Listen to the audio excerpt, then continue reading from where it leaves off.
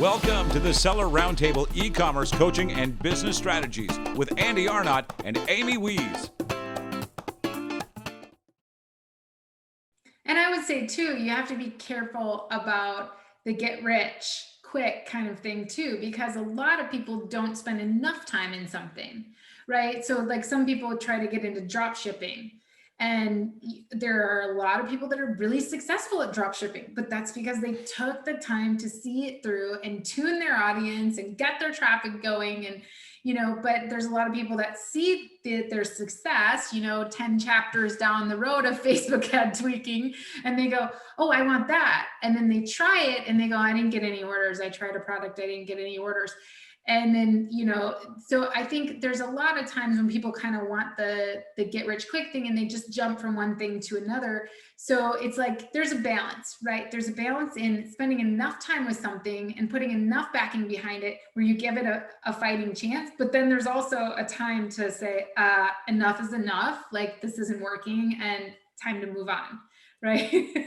And there's signs too, like with the hookah thing, I talked to a lot of people and every single person said, hey, I'm not interested. With Outsource School, when we launched on Corona week, when the US got hit with coronavirus, which was like the worst timing in the world, and we had like a bad first day, even though we ended up strong, we at least talked to people and people said, hey, I'm interested. I want this. Like, the world's crazy right now. So there's at least signs. And I think if you actually talk to the customers and you do the research, you'll be able to see, hey, like, there's nothing here. I can spend another 2 months. There's still going to be nothing here. Or, hey, there's signs. I just have to tweak my messaging, tweak my page, tweak my marketing, whatever tweaks you have to make in your business to make it happen. Love it. Yeah, absolutely agree. So Nathan, I got another quick question for you. One of the things that I've realized is, once again, I'm similar to you in that, always reading new books, always, moving on to the quote unquote next thing to like get myself to where I need to be. But what I realized is, once you have a product, once you have something, there's only so much more you can do until you really dial in on sales, right? So sales is one of the most important things on the planet in terms of, getting the word out. If you spend a little bit of time, or you spend a lot of time launching a product, getting, great packaging, doing all this stuff, and then you put it out there for a month and you hear crickets, a lot of people give up there. They just go, oh, it's not working, I'm out. So I would love to kind of hear your feedback on, the sales cycle, and maybe like how do you determine, what's working, what's not working? And do you have any process in terms of, maybe a checklist, maybe like, how do you go about, you said you're doing podcasts, you're doing all these things. How do you measure that? How do you decide what to work on next in terms of sales and marketing? Yeah, I 100% agree. There was actually a point, and I don't want to bash the Orlando or like the entrepreneurial community in Orlando, but I just got so frustrated because I would go to these meetups and everyone was like seeking funding. Like, they just couldn't move in their business until they took funding. And in my mind, I'm like, no, like, go get sales, like, go prove that you can actually sell your products. And if you do that, then the funding comes. To me, like, the whole thing just was backwards and got me pretty frustrated. But I 100% agree. Like, you have to start selling your product. Like, same thing with Outsource School. Like, we didn't work 10 months, launch it, and then try to sell it. We minimum viable product, got it out there with free up, minimum viable product, got it out there. And to me, like, we've never lived in a time that it's cheaper to start a business. We mentioned you could start a business with $5,000. So unless you're coming up with like the next Uber, which most people that try to come up with the next Uber fail and hemorrhage a lot of other people's money, you have to start getting sales early on. And my thing, and this is why every time someone's like, hey, why are you talking on the phone with people with free up, or earlier with Outsource School when I was still doing phone calls, now we have a VA team that does phone calls. To me, figuring out your message and your pitch is incredibly important. And I like to hear when I'm talking to someone on the phone, like, where I lose them. Because there's always a point that you're talking to someone and you're kind of explaining your product, explaining the benefits, explaining the pain points, and you just realize that that just didn't resonate with them. Or you get kind of responses like, hey, I'll talk to my business partner, or hey, like, that's not really what I'm looking for. But then the next phone call, you tweak it, you try something else. And eventually you get to the point. And I feel like with Free Up, we got to the point where people were asking me to like show up on masterminds to give the Free Up pitch because we had perfected it. But I didn't just wake up one day and come up with that pitch. That was like hundreds of phone calls, fine tuning every single word to make sure that it was resonating with people. And that's a lot of times what you have to do as an entrepreneur to kind of get there. And I don't think we're there with Outsource School yet, although I think we're a lot closer than we were in March. So once you can figure that out and kind of dial in the sales cycle, everything else becomes easier. And if you think of it as a funnel, all those organic marketing tactics we talked about are really just to spread awareness, to get them on your site, to get them to check you out in some way. And then you have to figure out, hey, are you doing the upsells that Russell teaches? For us, it's always been get them to hop on a phone call. Same thing with Free Up, with Outsource School. Like if you go to outsourceschool.com, everything points you to scheduling a call with my rockstar VA who impresses people on the phone, which is a big win for us. But even if you sign up for our other lead magnets, everything kind of points to the phone call and then to sale. But there's a certain element of tweaking, just like you tweak that pitch to figure out what works for your business. Absolutely love that. And I love to, for the people, who a lot of our listeners who are like Amazon focused. I mean, Amy and I did the Sourcing Small Masterclass, right? And what that was is like, hey, buy like 3 products on AliExpress. You don't need special packaging. You don't need a brand. You don't need anything, but you get something out there and learn the process on how to do Amazon, right? Like I remember when I first started, I did all merchant fulfilled because I was like, what's FBA? That sounds weird and scary. And how do I do that? And once you figure it out, it's super simple. But it's all these things that you tell yourself that you need to do that are really not important until you actually get some stuff moving, get some products, and it doesn't have to be perfect. Like, like we were saying, like, it does not need to be branded. And well, what if I get hijacked? I go, well, you just ordered 10, right? Start a new listing. You've already proved the concept. Start a new listing with your brand, have it branded, start over. And you've already learned how to launch now because that first product that you sold 10 of, all you do is just redo that process, right? But just put more effort behind it.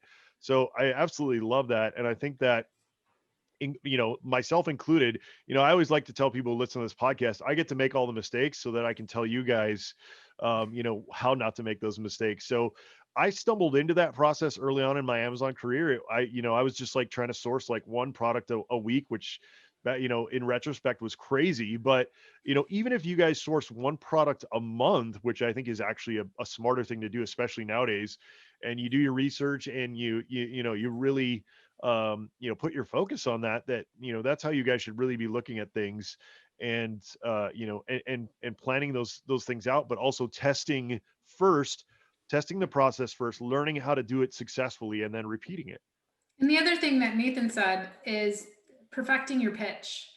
That goes with anything that you're selling, because everything relies on the 2 questions, right? The one question that customer is going to ask when they hit your website or your Amazon listing, whether you're selling a service product, an info product, or a physical product, consumer product, is this for me? And if you don't have the answer to that question for them, for the right customer for you, right? Like Nathan said, that wasn't my first pitch. Like I learned over time how to pitch that. And I think of my invented product. When I first put it out there, I did such a bad job communicating what it was. And I thought that it was awesome, right? Like I thought I was doing a great job communicating it. And I was getting returns and people were like, it's not a litter box. And I'm like, yeah, it's not a litter box. Like I'm clearly not doing that right? But it takes time. So like Andy said, don't give up at, a 1 month of, I didn't have any sales. It didn't work out, right? Look back at it and go, why would someone buy from me? Why would they trust me? Because that second element is trust, right? Especially Free Up, you guys had trusted VAs. How many of us, and same thing with Outsource School, they're teaching you how to hire someone who you can trust. And the biggest element when you're hiring a team is trust. When you're hiring anyone to take something off of your plate of this big, scary entrepreneurship journey is trust. And that's the biggest thing to learn, and why to perfect your pitch over time, perfect your advertising, perfect your brand messaging. All of that is because of trust. And so that's that's just a huge thing. And so don't, like Nathan said, don't give up, keep perfecting your pitch. Like Andy said, start small, minimum viable product, right? I love that. That's awesome. But don't give up at month one, but also know when to quit. Yeah, I love that you've taken what's worked for you, Nathan. And the other big thing that you do that I have such mad respect for is every time that you launch something new, you go out to your network and you ask them what they need and how you can make your offer better. You so many times have said, hey guys, we're doing this with Outsource School. How could we make it better? How could we make it more appealing? And, you know, I've made comments on those things and you've implemented some of those things. And it's just like, it's cool because then it's building on that trust. And just like you were talking about, talking to customers and seeing what they want, I have to commend you for that because not everyone does that well. And you're just super humble and you're like, how can I make this better? I remember having conversations earlier with you this year that you're just super confused about Outsource School, which is like the best feedback because it's like, all right, if she's confused and I know how many info products you've just seen across Facebook or whatever in your lifetime, like clearly the average person is confused. And there's a certain element of it, like when we started Free Up, we kind of started off as an agency and then we switched to a marketplace and it took us like 6 months to get everyone out of the mentality that we were an agency, and very similar to Outsource School. Like when we started Outsource School, we launched with a course and now we're kind of backpedaling. We're like, no, Outsource School is not a course, we're a membership. And we've kind of tweaked some stuff there. And part of that's with kind of reading the market and understanding what kind of business you want to run as well. And that doesn't end. I mean, when back in the day when you could go to conferences, I would always ask people like what they thought of Free Up and trying to get feedback there. Same thing with Outsource School. I mean, feedback can only help you. The key is making sure you're listening to the right people. Like when I tell my mom what I'm doing with Outsource School, she's going to tell me, hey, it's great or whatever, but that doesn't mean anything. It's talking to actual people that would buy that product, come across similar products, are familiar with that space, and actually listening to them. And it doesn't mean you need to implement every little thing instantly, but it's good to have that information. Yeah, I love that. So have you perfected your 30-second pitch for Outsource School yet? Can we test it out? Let's test it out. Tell us what Outsource School is. So if you join Outsource School, you're going to get our unique hiring process that allows you to hire rock stars quickly whenever you need to. You're going to get access to trainings on how to set up different roles inside your team, like customer service, sales, lead generation, podcast outreach, stuff like that. Support, community, and coaching to help you along the way, along with access to our software, Simply SOP, to make creating SOPs easier and reoccurring there. So if you join Outsource School, you can join for $97 a month or $9.97 per year. And we come out with new trainings every single month. I love it. And the other great thing about groups like that is accountability, right, Nathan? That's like one of the main things that goes with one of my, with the mastermind coaching group that I'm with for software is, there's a bunch of us in there and it's like, well, what have you done for the last few months? Like get off your ass and get something done, do something. So I love that, with that type of setup, you also get accountability. The other thing that's really cool that I think that some people have talked about before, I don't know if you've ever done this, Nathan, is in terms of, verifying your product or getting feedback from your product. You'll get hit or miss, but Amazon Mechanical Turk, like it's a little bit complex, but it's really not that hard. But going in there and just, it can be for your Amazon product, it can be for your software, it can be for whatever it is. It can even be like I've done this before, like, hey, check out my website. When you go to my website, what services do you think I offer? And the answers you get are extremely surprising. So do you do any type of that, or is it all one-on-one, like personal stuff, in terms of getting verification of product and things like that? Yeah, I mean, we do split testing and stuff. A lot of times I'm more on the ad side. And I think that we could probably do a better job on the website thing. The thing is Connor's just really good at building websites. I'm kind of lucky to have him. So I leave that kind of stuff up to him, and he's constantly getting feedback there. And he probably does a lot of split testing stuff that I don't even know about. So that's a little out of what I actually do on a day-to-day basis. I'm a little bit more on the marketing side and creative side and getting out there and talking to actual people. Yeah, you're the face of the company. He's like me, the introvert. See, that's my problem. I need the face of the company. I need. I wish my wife was into software. See, she wishes I was in real estate, and I wish because she's like, oh, if you came over to real estate, you could build you could build software, you could do all my marketing. And I'm just like, meh. And then I'm like, oh, you could come into the software and Amazon things. You could do this for me and that. And then she's like, meh. So So let's talk about that. Like, that is a really great question that I get asked all the time from clients, and that Nathan probably has a really good finger on his pulse of is as far as what makes a good partner. Like, what should people look for in a partner? You've obviously been with Connor for a long time. Your skills kind of complement each other. So what advice do you have for people on if they need a partner, finding the right partner?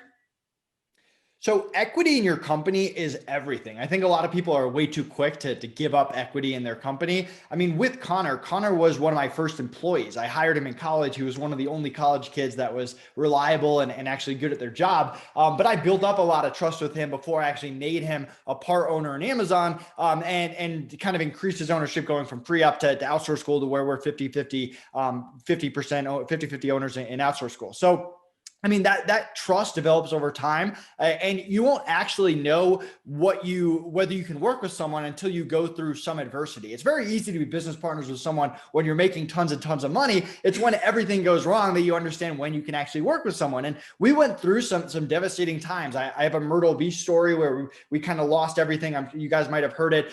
We had one supplier, one manager, and both of them quit and dropped us on a vacation that we took, and we had to start the whole Amazon business from scratch in like year 1.5, and other stuff across the way, having to fire people and make bad hires that cost us a lot of money.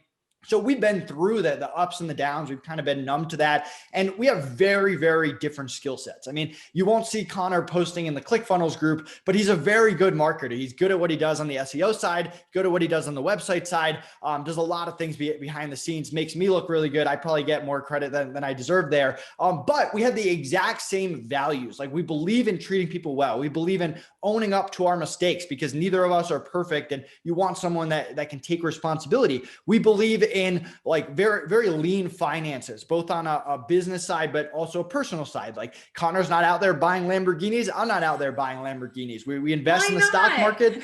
We're just very similar minded across the board when it comes to our values and how we talk to people in general, whether someone's never made $1 before being an entrepreneur or they're an 8-figure entrepreneur. We try to treat people the same way. So same values, different skill sets, and some way to build trust with them before you just go all in and give them everything and can't back out. I think that's like with great advice. Andy and I have been in business together for a little while, and we started on our friendship and doing things together. And I think Andy and I's biggest issue is that we both have the same weaknesses. We both like to chase squirrels. We both like to we both are idea fairies, and so, we're both kind of introverted in certain ways. And so it's like, it's hard when you have a partner that is, it's really good to have the same values because we have really similar values, and which is so good. But it's hard if you both have the same weaknesses. It's good to have like strengths that complement each other's weaknesses. But yeah, great advice on that. What do you think, Andy, as far as partners? Yeah, absolutely. And partnerships are hard. They're just like marriages, but the other thing that I think that you really need to look at, and this was once again, from my coaching call earlier today, which was great timing. I gleaned a lot from it. Is my coach asked the question of like, are you getting a partner because you're not, what you're working on isn't performing, and you think that partner is going to like bring some like magic fairy dust to what you're doing, or is it that you're just not getting it done? And I think that a lot of people think like having a partner is this like magic bullet, right? But what you have to think about is like step back from that and look at, for me, once again, like I said, to me, the introspection after my coaching call today was that I'm sucking at sales. Like, I should be on every day talking about my product, what we're doing, what's coming up. And I don't do that. And, there's lots of excuses. I have children, I'm not getting enough sleep and things like that, but you have to push through those things, right? You have to like say, you know what, I'm going to go live today. And if my kids come into the background, maybe it'll go viral. Maybe, it'll be like one of that, like that CNN video where that mom drags the kid out, which if you guys haven't seen that, talked about it before, it's hilarious. But you have to just get out of your own way in terms of like really thinking about, what is this partner going to bring to the table? And is it something that, that you're just thinking that you're lacking, or is it, something that's essential? So that's the only advice that I will give for my experience thus far in terms of partnerships. Or something that you maybe need to hire, right? That you have to have the vision for and be able to give the guidance for, but you can hire sales. You can hire really great people who that's their energizer bunny. I always say you have time and energy. And energy is a greater asset than time, because if I do things that bring me energy, I'm never going to run out of time. I'm going to be able to keep going because I'm doing things that bring me energy. And, when you think about like sales, if it's not your strong suit, your product, your pitch. Yes, as the owner and founder of a company, it's your job to make sales, but it doesn't mean that you can't give that guidance to someone else who loves making sales. Would you say that, Nathan? That you don't necessarily need a partner for it, and you don't necessarily need to hone the skill yourself. You can always hire for it. Yeah. And that's kind of the big decision. It's like, do I need a partner? Can I hire for it? And certain things you can or can't. And you had something that I thought was really good is like, do you actually enjoy doing it? And that's a question that Connor and I ask each other all the time. I remember asking each other at the end of every Amazon busy season, which was super crazy. And we were burnt out and we were pulling all nighters like, hey, do you still enjoy this? Like even the last week, Connor's actually on his way over to my house right now. If he comes over, maybe I'll have him bop in. But like when we were walking, we went for a walk and we were just talking business, and it kind of reverts back to, hey, you still enjoying what you're doing? You're still enjoying like what your role in outsource school? And if that answer is ever no, like something's got to change. Like you can only work on a business so long if you're not actually enjoying what you're doing every day. Yeah, I love that. Yeah, that's great advice. And I think that so many people, once again, will get into Amazon because they've heard it's, you can make all this quick money, and, they hate their 9-to-5 job. But when it comes down to it, they're really not passionate about it. And, like I said, for myself, that's one of the things that I'm starting to realize is, I've not been super passionate about my Amazon business lately. It's kind of like the thing I have to do, and so, I've kind of stepped back from that in terms of, next year I'm going really, really hard into software. And, it's a big leap because it's going to be the same kind of thing of when I quit my day job to go to Amazon, right? It's kind of the same type of move where I'm not sure if I'm going to sell my Amazon business or, what's going to happen there. But, that self-realization that like, am I just doing this because it's, what I have to do, or is it, am I doing this as what I really want to do? So, once again, I'm not trying to dissuade anybody, but that's great. Those are all great questions to ask yourself. You should love Yeah, we did that back with our Amazon business. Like we were 7 years in, we had a lot of fun. We learned a lot, but it got to the point where we honestly just hated it. Like every time that we were not working on Free Up and we were working on the Amazon business, it felt like we were going to work for like a corporate job. And we kept telling each other that. And one day we were just like, all right, like, doesn't matter how much money we're making. We got to shut that down. Can't sell it. Let's focus on Free Up. And it ended up being the right decision. Yeah, absolutely. And once again, like I said, people, I'm not trying to dissuade you from selling on Amazon. I know lately it sounds like I am, but Amazon's a rough game. A lot of the gurus and things that are trying to like sell you things will, tell you how easy it is and things like that. And, there are definitely, people who are and continue to be successful on Amazon. They love it. I'm not trying to dissuade anybody from that. And you can totally get into it and make lots of money. I mean, still to this day, I tell people as a side gig too, like, if you're working a 9-to-5 right now, as a side gig, you want to make a little bit of extra money. I still think Amazon is probably one of the best side gigs that you can do. It's one of the best main gigs you can do if you really enjoy it. But there are, these new and continued roadblocks that pop up, but that's always going to happen in no matter, any business that you're doing. So on that note, Nathan, please. I was just going to add in, I was selling baby products on Amazon as like a 20 to 26-year-old, like single guy. So like I wasn't really passionate about what I was doing. And I think if I was passionate about the products I was selling, it would have been a way different conversation. Yeah, and that's a huge tip. And Amy, that's one of the first things that Amy and I, when we talk to people getting onto Amazon, they're always like, "Oh, I really, I've seen this product opportunity here or whatever like that." And I always tell people, start out with either your passion or your hobbies, because if you already have a great knowledge base on those things, number one, you're going to enjoy it because it's already something you're into.